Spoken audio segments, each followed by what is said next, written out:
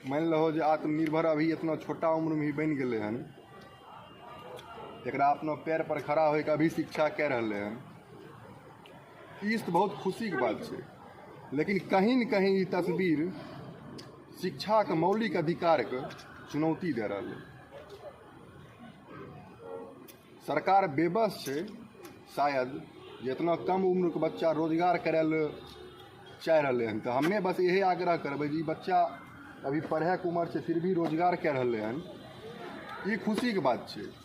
लेकिन कहीं ना कहीं ये बहुत दुख के बात है जरा अभी पढ़े के उम्र में रोजगार कर रहे हैं। ये बच्चा के जहाँ भी देखो रोजगार के प्रोत्साहित करो,